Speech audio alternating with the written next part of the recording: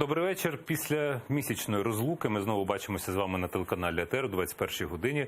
Це значить в ефірі програма «Прайм Скрипін».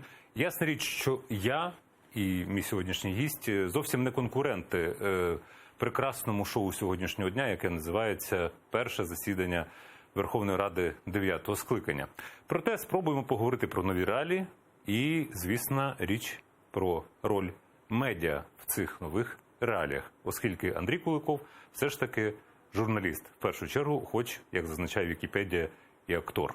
Так само хочу нагадати, що дивитися цей проект можна в ефірі телеканалу ОТР, на YouTube-каналі Скрипін.ua та Ukrainian Media Network. Андрій Куликов – журналіст, телеведучий, актор та медіаексперт. Народився у Києві. Закінчив факультет міжнародних відносин та міжнародного права Київського державного університету імені Тараса Шевченка. Журналістську кар'єру розпочав в англомовній газеті УРСР «News from Ukraine».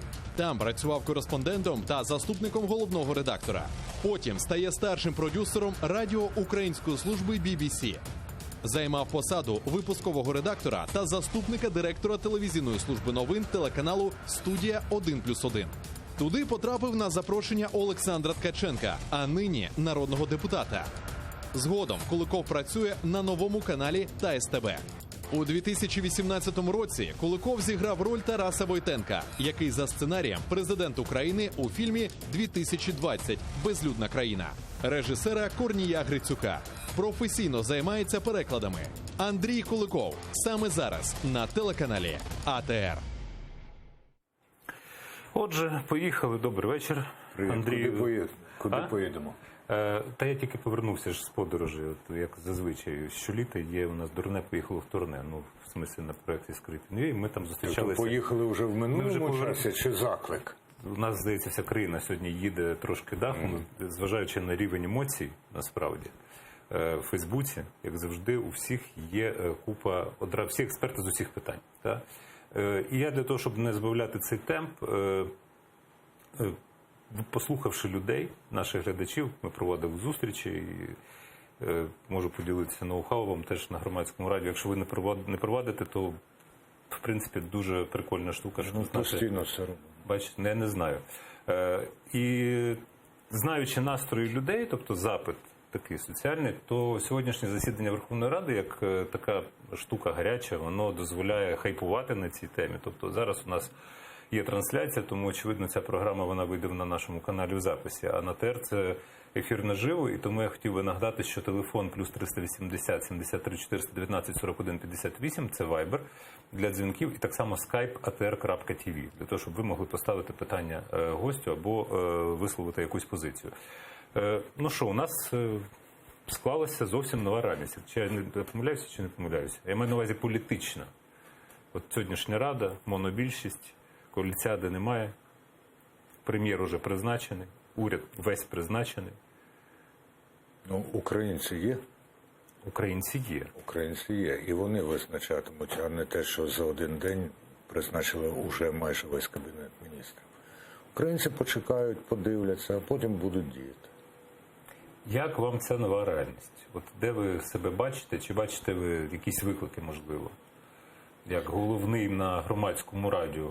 Ну, виклики, мені здається, виявилися ще під час президентської виборчої кампанії, а потім вони були і унаочнені тим, що було сказано, що нова команда спілкується із людьми, з народом без журналістів. От це для мене логічне продовження, хоча не завершення ще тієї тенденції, яку ми спостерігали приблизно до 2018 року, коли наголошували, що на зміну професійної журналістиці прийшла журналістика соціальних мереж або громадянська журналістика, по-різному називали, навмисно, на мою думку, плутаючи різні поняття. Ну і тепер нарешті так, ми отримуємо спілкування практично, або мені здається, що ведуть до того, що спілкування буде в один бік. Тобто нам розповідають дуже багато, від нас майже нічого не очікують в сенсі запитань. Якщо запитання є, то про них можна зневажливо відгукнутися і все ж таки висловитися в той спосіб, в який вони хочуть. Це не нове. Ну, оскільки ви згадали самі про цей випадок, він в мене був далеко запханий на кінець програми. Я думаю, ми почнемо про Верховну Раду, що це, як, до чого. Для журналістів сьогодні головне питання, якщо вже продовжити великий телевізійний там або ефірний день. Сьогодні я мав спілкування із Леонідом Швецем, і приходив Роман Безсмертний. І, власне, головне питання в Раді, а хто це? От невідомі люди абсолютно. Якесь скупчення маловідомих людей, які дістали великий кредит довіри. Якщо вже згадали про Андрія Богдана, то, звісно, ми підготувалися. І ось те, що він сказав Радіо Свобода, воно потім спричинило гостру реакцію.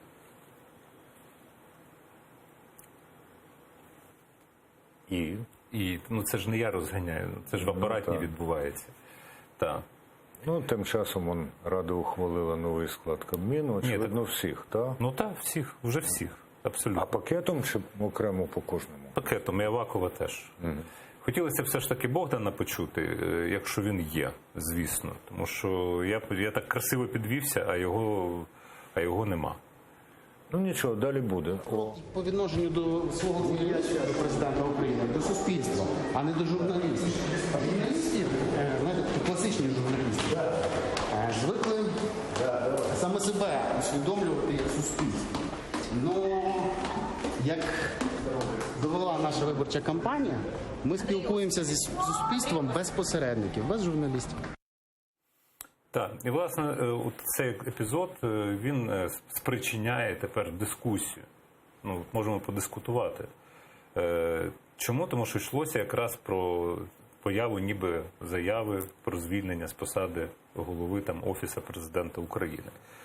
Те, що я потім бачив в соціальних мережах, частина журналістів сприйняла як плювок в обличчя, що ви нам тепер не потрібні. Так? Інша частина образилася не на це. Інша частина образилася на те, що зникає монополія по злиттю інформації, і той, хто зливає, підставляє в такий спосіб журналістів. Багато хто обурився, так би мовити, що от журналістів розвели, як казав покійний Чечетов, як котят. А це хіба не нова реальність? Ну, тобто цифрові медіа в новій реальності. Журналісти реально, це я зараз навмисно закидаю, не перший раз тезу, що журналісти, вони мусять, можливо, переосмислити свою роль. Ну, це хто як свою роль розумів. Дехто має переосмислити, а дехто має стояти на тому, на чому стояв. І переосмислювали свою роль давним-давно. І успішно це робили. Тут же ж питання ще в чому? От ми кажемо, четверта влада. Насправді це невірний переклад з французької. Четвертий стан. Я цього не знав. Ну, я ж з перекладом не займаюся так четвертий професійно. стан – це ета, таке слово. Воно іноді означає державу, іноді воно означає стан. В англійській воно, до речі, estate. Хоча останнім часом, може вже років 30, вони теж використовують його і в значенні power, як влада. А ми собі взяли оце четверта влада. Насправді тут йдеться про розшарування в суспільстві між людьми, які виконують різні функції, а не про причетність до влади. Ну і знов таки питання, якщо ми, скажімо, позиціонуємо себе як четверту владу, то бути в тій системі влади, яка не задовольняє більшість інших людей, це дуже і дуже під великим запитанням, навіщо це робити. Якщо ж це влада для того, щоб скинути іншу владу, треба думати, в які способи це робити. Я вважаю, що саме в Україні, Росії і Сполучених Штатах більше 10 років цілеспрямовано ті, хто стояли при владі в різні часи, здійснювали кампанію на дискредитацію професійної журналістики. В інших країнах це не досягало такого рівня і таких масштабів, а у нас і в тих двох це було. Спохопилися і там, подекуди пізно. А можна докладніше про українські приклади? Українські приклади, Романе, ви ж пам'ятаєте, зараз журналістом може бути кожен. Сфотографував на мобільний телефон, виставить, це вже журналістика. Так. Сумнівна теза, насправді. Тому що я так не стверджую. Я кажу, що це є нова реальність. А я ж не кажу, що це ви стверджуєте. Я кажу, ви ж пам'ятаєте це. Ні, я таку тезу прямо, що всіх записали в журналісти, не пам'ятаю. Ну, можемо зараз пошукати і знайти. Ну, просто так І не одна людина. цілеспрямовано, скажімо, дискредитація в Україні журналістики. Про Росію у мене взагалі дискусії ніякої немає, там, де фактично відсутня свобода слова і конкуренція в медіа, де контролюється все з Кремля, то там у мене питань немає. Так само немає питань стосовно Білорусі, немає питань стосовно Азербайджану, Казахстану. Сполучених Штатів. А в Сполучених Штатах зневажливе ставлення президента до його фрази «фейк-ньюс», це говорить про культуру і освіту власне президента. А дискредитація журналістів... Ну, бачите, є різні точки зору. Ну, тут ми про це будемо, власне, і дискутувати. Я думаю, про Раду нам нема сенсу особливо говорити. За великим Що рахунком. теж цікаво те, що відбувається. Ну, Якщо вже про це заявили, то чому про це і не подискутувати? Рада це Рада. Глядачки і глядачі подумають, ну от, обіцяли одне, а видаємо зовсім. Ні. Стосовно дискредитації я б сказав, що в Україні журналісти, можливо, часто самі підставляються під те, щоб дискредитувати свою професію. А якщо брати американський приклад, то саме до дискредитації відбувається, коли журналісти, там, не знаю, CNN починають відверто підтримувати одного з кандидатів в президенти. В Україні я знаю лише один приклад, коли ціла редакція заявила, ми підтримуємо кандидата в президенти, це тексти Work.ua, які підтримали Порошенка. Чи мають журналісти право на підтримку? Чи це не є самопідставою, в принципі? Журналісти мають право на підтримку, якщо вони відверто це проголошують, якщо вони працюють у партійних виданнях або інших засобах масової CNN не інформації. партійне видання. Я перепрошую, ви ставите запитання, чи мають журналісти, а не журналісти CNN і не журналісти BBC. Крім того, якщо, скажімо, тексти заявили про підтримку Порошенка, то 1+1 не заявляв про підтримку Зеленського. І що? Ну, це цікавий, в принципі, феномен, те, що відбулося з телевізійним образом Зеленського. І Зеленський був в ефірі постійно. Не лише ж «Слуга народу». Цей 95-й квартал, і навіть в рекламі І не тільки на «Кохана 1+1. тобі личить», там «Моє кохання» там чи як. Так. Ну, в рекламі теж присутні. Поміняли тепер на іншу, на акторку з 95-го кварталу, якщо можна назвати акторами тих, хто Ну, чому виступає. не можна? А як? Не знаю. Комедіантами? Якщо вже мене можна назвати актором, то їх тоді. Звідки це актор? Ну, я не знаю, це Вікіпедія. Ну, я знаю людей, які редагують Вікіпедію, там воно ж є написано, неправда? Ну, там не тільки це неправда. А що ще? Ну, що я буду? Хай люди досліджують історію і самі дізнаються. Добре, я Назару Токарю скажу, що там щось не відповідає дійсності. Так. Але потрібна ваша допомога, насправді, вони самі це Ну, хай звернеться, я наведу добре. доказ. Зведемо. Журналісти мають право на підтримку когось. Ну, я думаю, що тільки в виборчій дільниці можна, в кабінку зайшов, ти як громадянин, ти мусиш підтримувати. Хіба публічно можна оголошувати, що от наша редакція вирішила підтримувати? Традиції багатьох країн свідчать, що це припускається, допускається. В тому Це числі... дискредитація професії. Та ні, якщо це відверто робиться, то це не дискредитація професії. А Крім що ж? того, є різні, ну, коли людина чесна, вона менше дискредитує, ніж коли вона приховує і робить це так, щоб ніхто не здогадався. Або здогадався, але не мав певних доказів. У Великій Британії традиція, що у пресі редакції беруть відверто той чи інший бік. От. У Сполучених Штатах це не було раніше у ефірних засобах масової інформації, але часи змінюються. У Франції і Бельгії досі існують партійні газети. От органи тієї чи іншої партії.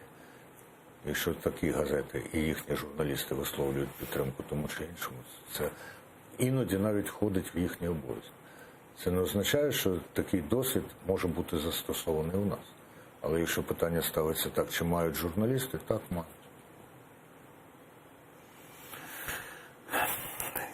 Я про партійні видання взагалі не говорив. Я говорив про стан речей, які є у нас. Ну так І- тоді чи мають українські журналісти? Ну, українські журналісти, так, от брати і вставати на чийсь бік, відверто підтримувати. І Чи має тут треба тоді відповісти на запитання, чи мають вони право висловлювати свою думку і підтримку або не підтримку щодо інших важливих питань життя суспільства? ми зараз зайдемо в такі хащі. Ні, ну конкретні. серйозно. Щодо застосування української мови, мають чи не мають? Щодо війни, мають чи не мають? Журналісти? Так.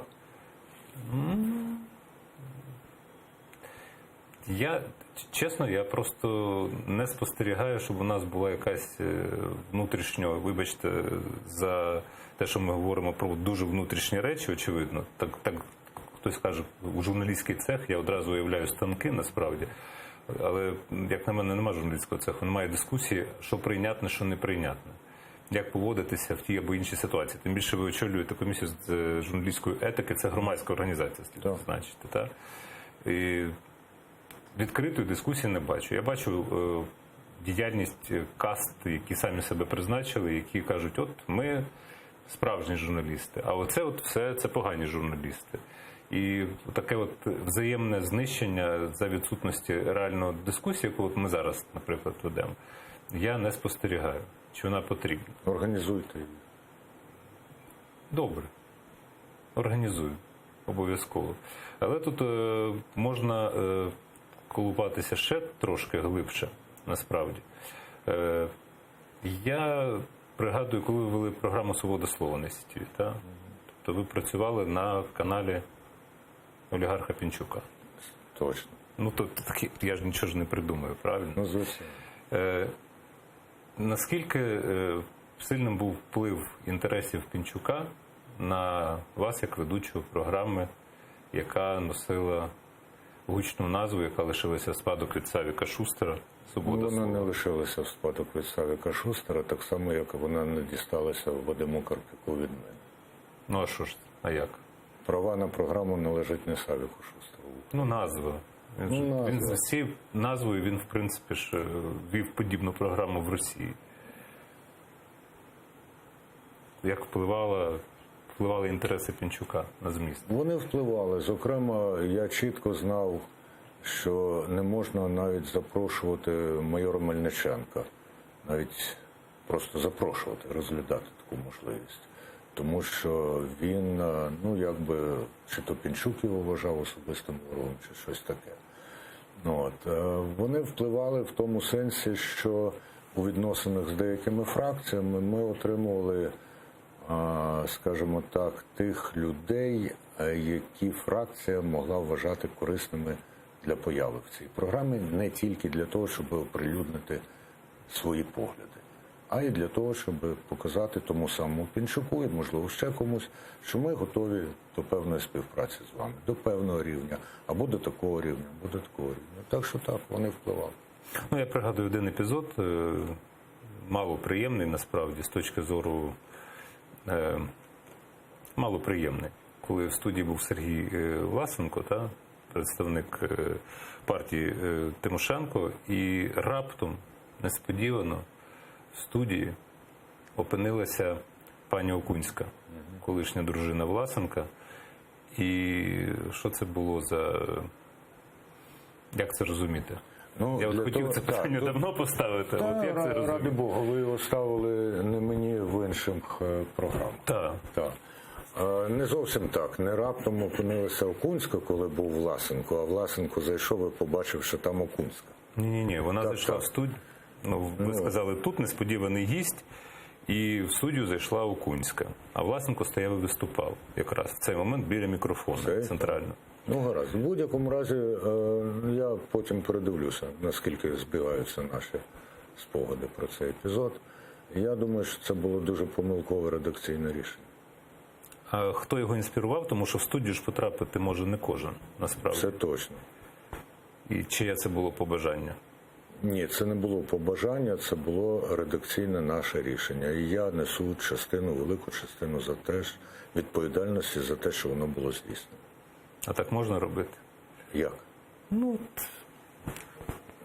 така тема, в принципі, вона ж делікатна. Ні, Це сімейні взаємини. І тут йшлося про політику. Я тепер усвідомлюю, що це, я повторюю, це було помилкове рішення. Іноді ти не одразу можеш зрозуміти, що це помилкове рішення.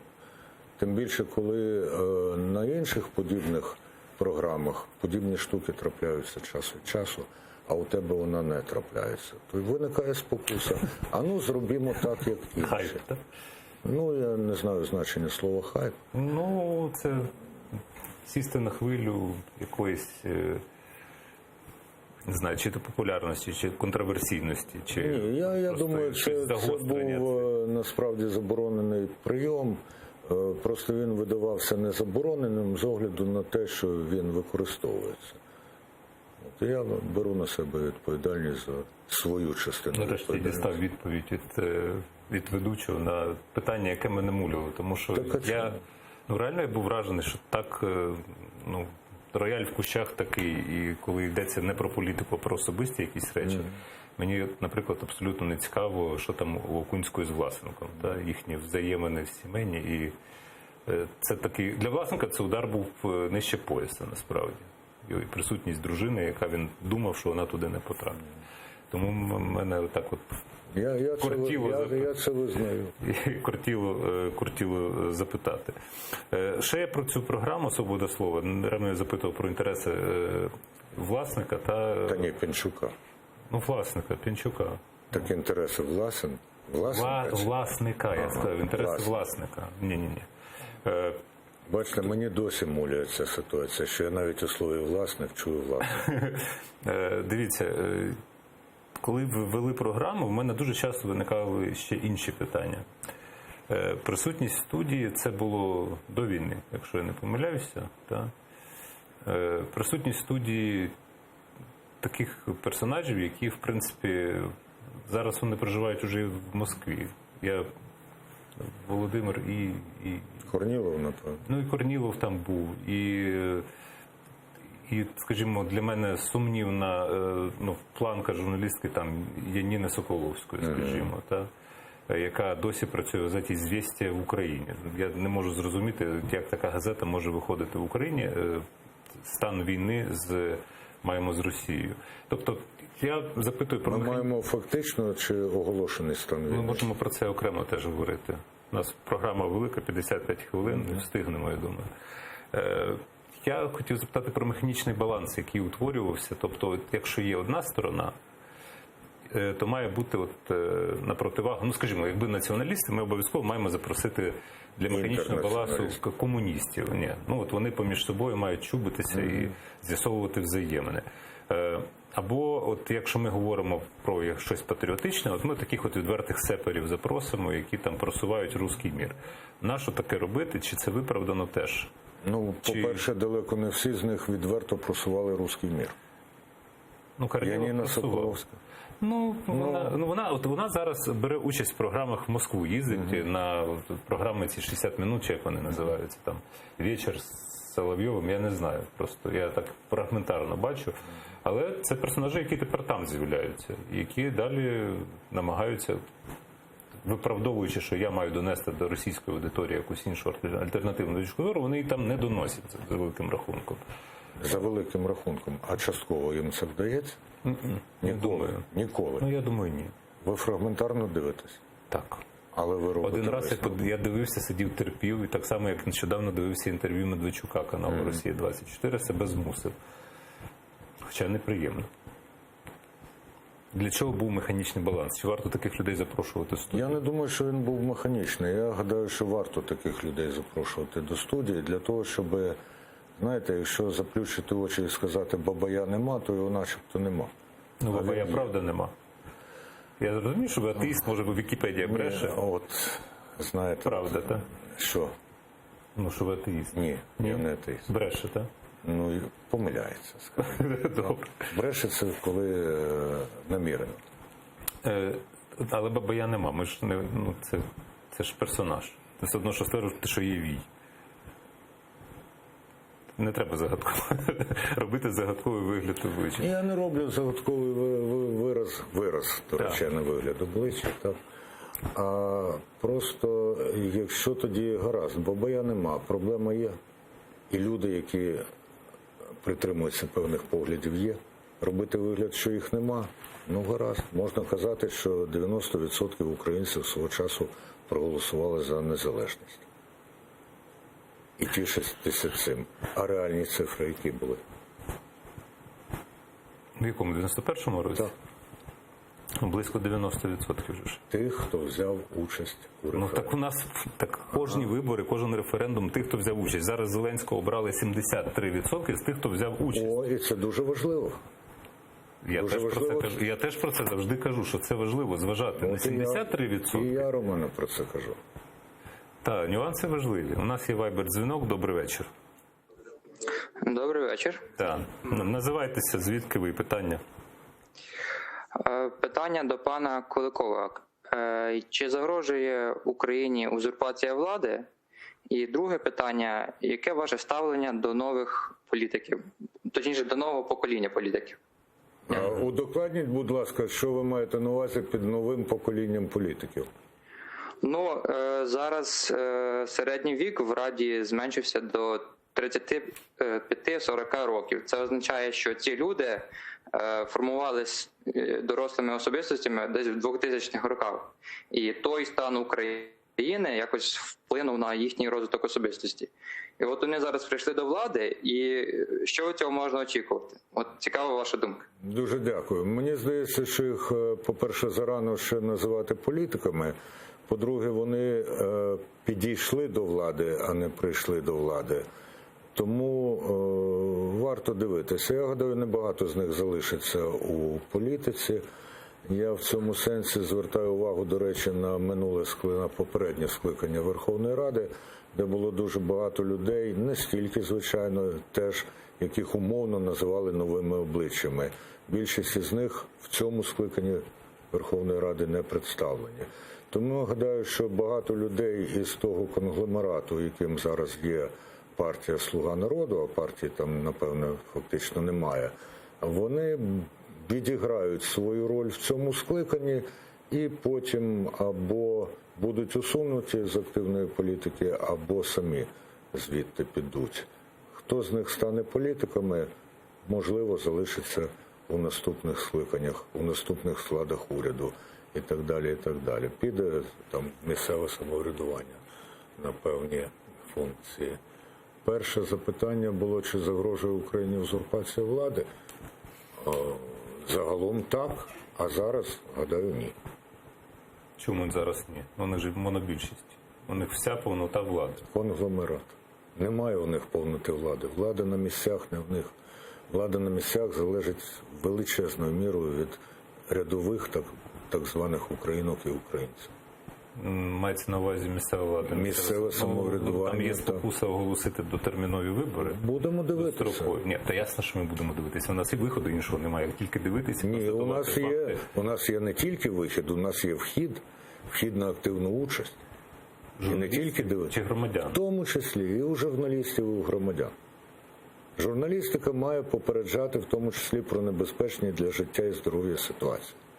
Якщо у когось є реальні розрахунки там чи передбачення, що можливо узурпація влади, журналістика має про це попереджати. А чого ж ви не попереджали про Януковича? Брали в нього інтерв'ю тоді? В цій от під дощем. Так. Ну, у вас там Кісельов, Ткаченко, ви, нагадайте, хто ще, я не пам'ятаю. Подоляк. Інтернет-ресурси якісь. Ні, це телевізійники були. Так, там був один чоловік. одним словом, інтернет. запам'ятати вас я ідентифікую. Ви ж спілкувалися, всі очікували, а де ж гострі питання? Там було таке тепла ванна. Так? Так, Ви все дивилися? тоді все. А що тоді ви все? На якому каналі? Ну, коли ви гуртом прийшли, На це якому ж- каналі ви дивилися? не пам'ятаю я. От. Це важливо? Романе, це важливо. То на СІТВ була інша версія? На кожному каналі була своя версія. Я думаю, всюди вони однаково От бачите, ви думали, і така думка поширювалася. Поширювалася також думка, що ми не мали змоги редагувати, там, монтувати той матеріал. Що нам його дали, ми його видали в такому вигляді. Ми говорили, що взагалі монтаж відбувався в одному місці. Це неправда. Це брехня. Тобто ви ставили гострі питання і могли попередити, що ось перед нами сидить. Я їх вважаю цілком слушними, ті, що були поставлені. Чи вони ввійшли в інші версії? Не всюди. От. І подані були зовсім по-різному. А по пам'яті можете нагадати, щоб я хоч тепер можу передивитися той запис за ваше авторство, якщо там на ICTV зберігається на YouTube-каналі, то Ну, я не знаю, чи воно там зберігається. Ну, наприклад, Януковича було запитано, що з ним давно домагаються зустрічі журналісти із руху «Стоп цензурі». А тут ми сьогодні бачимо зовсім менших. Чому так? Так, країна дізналася принаймні, що існує рух «Стоп цензурі». Так. Януковича запитали, чому у нього на столі є матеріали для щорічного звернення до Верховної Ради і немає Конституції України. Це тому, що ви знаєте її на пам'ять, чи вона вам не потрібна? Нормальне запитання. Можливо, я кажу, що я цю версію не бачив. Ну от подивіться. Але якось це з цим дощем виглядало, чесно кажучи. Ну, як уже виглядало, так виглядало. Ну, так. Обставини, за Не яких люди беруть інтерв'ю, бувають різні. Іноді це відбувається в Альтанці, а іноді поруч з тобою йде Джон Льюіс, і ти підбігаєш за ним, щоб взяти у нього, щоб встигнути підставити йому мікрофон. Повернемося до тези про механічний баланс і про те, що треба говорити. Я наведу приклади, ну скажімо, от ми на телеканалі АТР, і під час окупації Криму в ефірі цього телеканалу ще з Сімферополя Лілія Буджурова вела розмовну програму, де намагалися ж поговорити з колаборантами про долю Криму. Ясна річ, що бесіда не клеїлася, але в результаті канал АТР переїхав з Криму. Ніяких більше програм дискутивних в ефірі кримського телебачення, я так розумію, не виходить. Кримські татари тепер потерпають від окупанта, оскільки вони під постійним наглядом, якщо так можна сказати, таке ув'язнення на півострові в мирних ніби умовах. То чи вартувало тоді, ну скажімо, Лілії Буджуровій говорити з відвертими сепаратистами, а навіть не сепаратистами, а колаборантами, якщо це ні до чого не призвело? А ми не знаємо, призвело це чи не призвело. Ну, не призвело. Ми бачимо факт, те, що... Ми бачимо факт. Ми не бачимо всіх прихідних обставин, які там були. Ми не знаємо, наскільки ця розмова прискорила або навпаки уповільнила процес, який відбувався. Він стався вже, цей процес. Тобто Крим анексований. Так, Крим анексований. І ток-шоу не допомагали, тому що, Андрію, коли є діалог, коли люди чують один одного, це тоді можуть бути одні наслідки. А коли з тобою ніхто не говорить, а просто приходить для того, щоб торочити, що ось Росія, Росія, Росія, це ж не діалог. Ви надаєте фактично трибуну тим, хто вас ні в що не ставить, тобто не поважає навіть. Тобто це не опонент, це ворог. Хіба не так? Я не думаю, що це повністю так, тому що є аудиторія, яка слухає, дивиться і робить висновки. Я не помічаю позитивних наслідків. Скажімо, окей, тоді назвіть мені на загальнонаціональних каналах те, що дає можливість почути щось корисне під час ток-шоу, які на великих каналах, там на 1+1 є, якщо не помиляюся, на Зіковій є програма, то Шустер повертається в ефір на ТРК Україна. Я не бачу сенсу ніякого, чесно. Може, я помиляюся. Але... Різні люди є. Одна людина не бачить сенсу, інша бачить сенс, правда? Одна людина не бачить сенсу в тому, щоб щоранку робити руханку. Вона каже, а де негайні наслідки? Це глибока філософія. Це не глибока філософія, це практика. Це практика. Якщо щось негативне сталося, ми можемо, звісно, сказати, не варто було навіть і намагатися щось зробити. Так? А можна сказати, що все ж таки потім це дасть результат. Дивіться, яка історія в чому? От я згадав про Савіка Шустера, який цю програму «Свобода слова» на ICTV вів. І, в принципі, всі потім програми, це моє оціночне судження, я вважаю, що від Савіка Шустера більше скажімо, шкоди для українського медійного простору, ніж користі. Тому що це собачі бої. Це стравлення, роль ведучого тут мінімальна, і якщо порівнювати ведення Савіком Шустером його версії свободи слова і ток-шоу, то його це було видовище, так, шоу, собачі бої, а ваше нудне. От вам, ви реально таке враження, що ви методично, і ось таке враження складається. Даруйте, що кажу прямо, Та ради Бога, ви знаєте, насправді мене найкраще в цьому сенсі піддів Дурнєв. Так, він колись до мене підходить, там телетріумфу якийсь був, і каже: пане Андрію, оце зараз знову снуються чутки, що ви маєте піти з свободи слова. Я слухаю.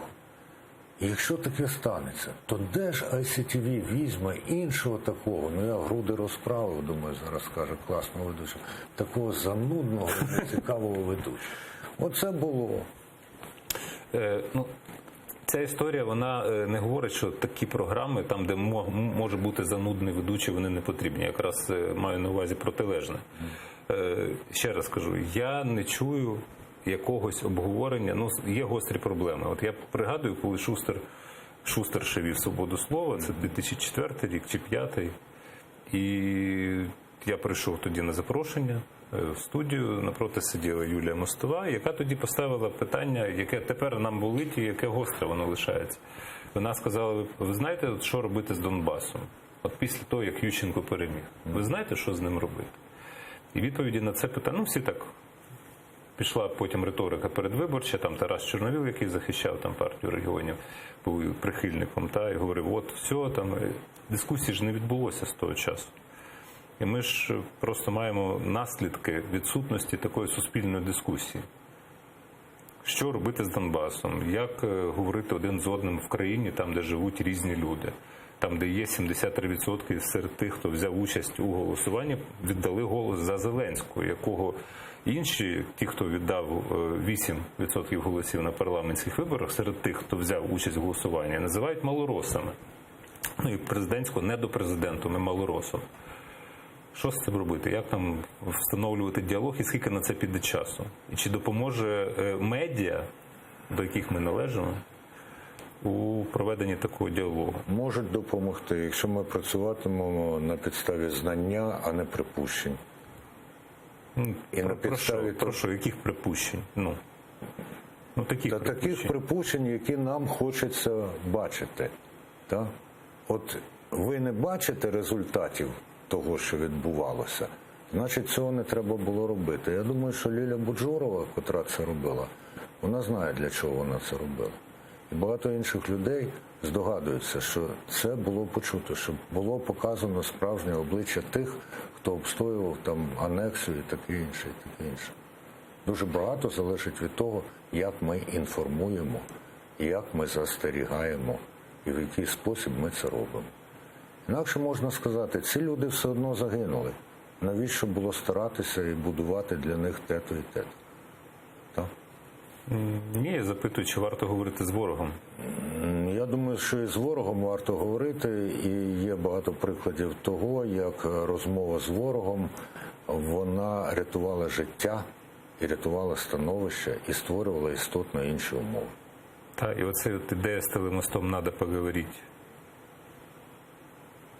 Треба говорити було? Ні, в цьому разі ні. Ви суперечите.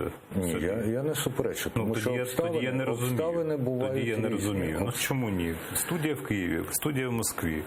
Андрій Малахов, котрий вам махає ручкою: Ромо, треба поговорити. Ні, чекайте, ви ж їздили в Донецьк в 15-му році. От в Донецьк І брали участь. І шкодую, що ще не поїхав. Ви брали участь в телемості, який ніби організував 17-й канал. Так. Для чого? Для того, щоб показати в тому числі, що говорити можна і потрібно. Я і досі вважаю, що потрібно говорити з людьми по той бік лінії розмежування. З людьми чи з тими, хто колаборанти? В тому числі і з колаборантами, в тому числі і з терористами. У який спосіб? той спосіб, в який розмовляють з іншими людьми, Ну, і в важко тому собі числі з уявляю. ворогами. Важко собі уявляю взагалі, як це може відбуватися. Ну, ви поїхали під особисті гарантії, та вам дали гарантії безпеки і повезли в Донецьк. Ну, я про це читав просто. Підняв цей матеріал з 15-го року, інтерв'ю, що я поїхав, та я нічого не бачив, ми не бачили фотографій з Донецька. Ну, ви там говорите, ну, от відкритий в мене А матеріал. де я там кажу, що я нічого не бачив?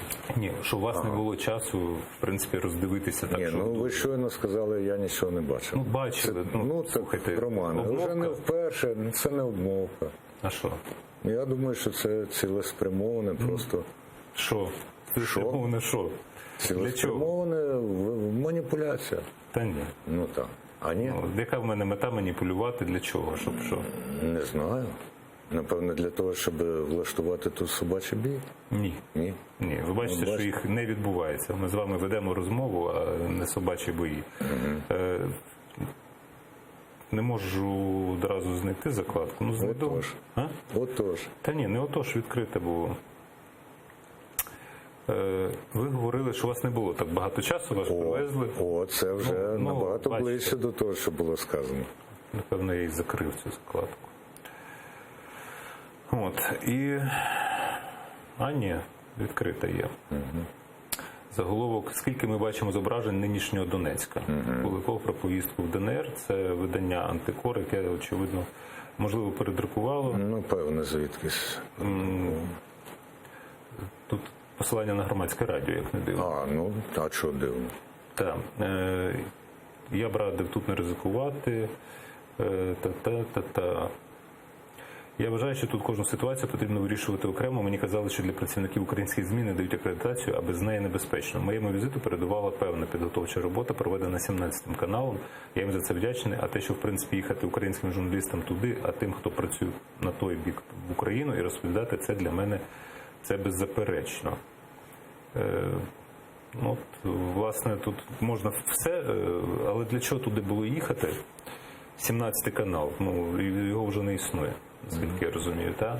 Це якраз після Революції Гідності так активно працював, а тепер зник. І там суперечливі все ж таки постаті працювали на цьому 17-му каналі з точки зору об'єктивної журналістики.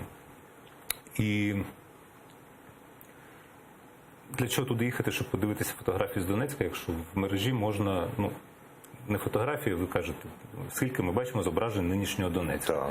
Ну, якщо вімкнути канали їхні, то там можна побачити. І є відеоблоги прекрасні, не обов'язково туди їхати. І чи треба їхати українським журналістам? Так, я вважаю, що треба. Чи ви повністю довіряєте тій інформації на тих каналах, які ви кажете, якщо увімкнути? Ну, моніторю я це. Ну, що треба знати ступінь деградації. Так. Ну.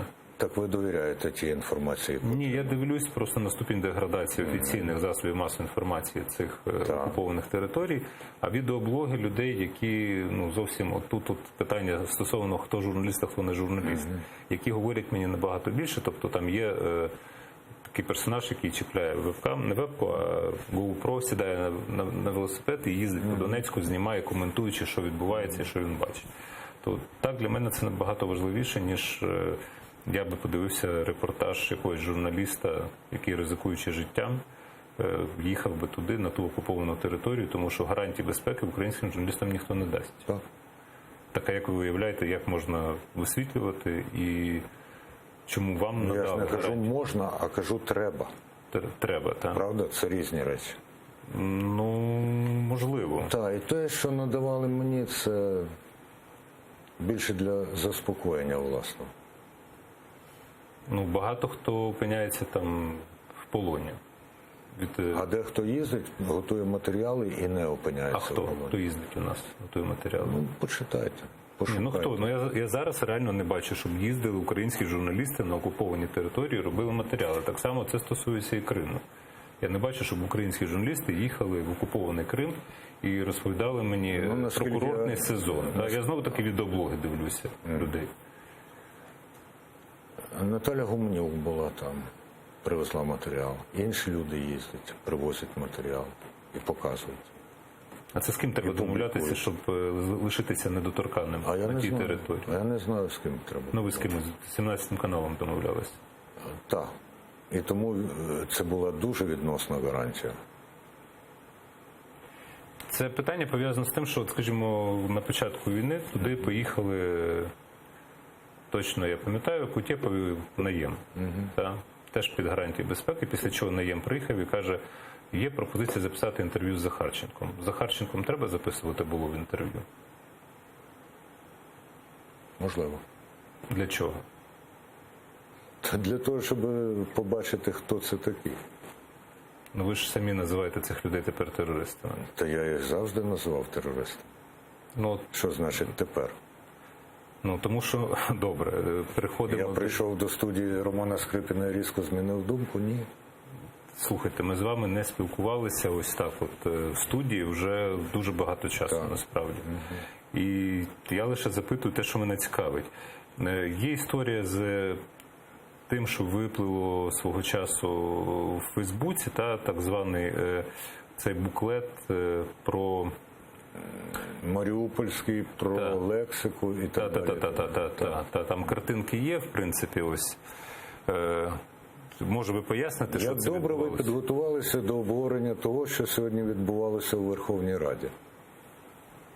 Ну, якщо хочете про Верховну Раду, ну давайте Ні, залишимо час. це ж була оголошена тема. Ну, це тренд сьогоднішній. Я отримую величезне задоволення від того, як я спостерігаю за вашими методами роботи. Це вам сказали гостєві редактори, що ми будемо про Раду говорити? Ні, ви самі про це сказали. Я сказав, що в тренді ми про неї згадали, але ви одразу перейшли на іншу тематику. Ні, Ви не згадали про Андрія Богдана, і я перейшов на цю. Можу показати вам верстку. Про Андрія Богдана згадали ви. Ви сказали, я що говорив про журналістами- представників нової команди. Ну добре, от картинка ця, якщо можете, поясніть. І далі. Так. Це, ну ви там зазначені як співавтор, так? Упорядник. Упорядник, так. Упорядкована і загальна редакція. Упорядкування і загальна редакція. Так. Там Почепцов Георгій, Нікола. Безчотнікова Світлана. Це представник, я так розумію, Маріупольського державного університету, так? Представниця. Представниця, так. І ну, ви там теж, і от ми бачимо, це спричинило теж якусь гостру реакцію. Хто це міг собі таке придумати? Сепари. Значить, це негативна конотація, тому там рекомендований до вжитку нейтральний відповідник ополченця ЛНР ДНР. Терористи, знову ополченці ЛНР ДНР. Тітушки найманці. Це прикра технічна помилка, тому що потім це спростовували, казали, що цього немає. Чи це реально ви упорядковували і радили називати там сепарів, терористів, ополченцями ЛНР ДНР? Ні, я так не радив і не думаю, що Почепцов чи Безчотнікова це радили. Це технічна помилка. Але щодо слова ополченці, це ж ми йому надаємо позитивне значення. Насправді ополченці далеко не завжди мають позитивне значення. Фольксштурм, класичне ополчення, моджахеди, Талібан. Моджахеди ні, Талібан, класичне ополчення. Це позитивна конотація чи як? Ну, є ж дискусія була і вона лишається. Що значить ополченець? Та народне ополчення. В Києві є вулиця Народного ополчення. І це тягнеться з Другої світової, яку багато хто хоче називати Велика Вітчизняна, з тих, хто сприяє, в принципі, Ні, сепаратистам. Другу світову навряд чи хочуть називати Великою Великою Вітчизняною? Ну чому? Ви запитайтеся. Друга Ми будемо світова вже експериментувати з почалася 1 питанням. вересня Абсолютно 1939 точно. року. Так. Це А Велика ніяк не- Вітчизняна є складовою цієї Другої світової війни. Німецько-радянська війна. Ну, Є складовою, так оцю складову хочуть називати, а не цілу ні, Другу далі світову наполягати, війну. що ми значить, давайте не будемо дискутувати на тему, ну ви ж не царьові, я не царьов. А? Ну ви ж не царьові, я не царьов, правильно? Ну, є Друга світова війна. Так. Тільки на теренах Радянського Союзу, що є частиною руського міра, просувається теза, що от є Велика Отечественна. Друга світова, ну вона десь там була. А ми потерпали лише від однієї війни. А скільки було розстріляно вибачте, після 1 вересня 1939 року на Західній Україні, щось про це мало говорять. Після 17-го, так? Ну, добре, після 17-го. Тому питання, як могла бути технічна помилка, якщо до друку підписується і роздається? Ну, цей довідник. І як правильно називати? Ну, очевидно, збереглися гранки, які випадково, помилково були пущені в друк. Тобто ви так не вважаєте, ви не рекомендуєте Ні, так я не називати? рекомендую. Я лише це хотів уточнити. Так я на це вже відповів. Прекрасно. Якщо хочете, можна про раду, звісно. А що про раду? Ну, ви ж казали, що Ні, це не я програма, де ми обіцяли говорити про раду. Ні, я збирався якраз говорити про журналістику. Це не я казав, ви вчергове надаєте, та не точно мене цитуєте.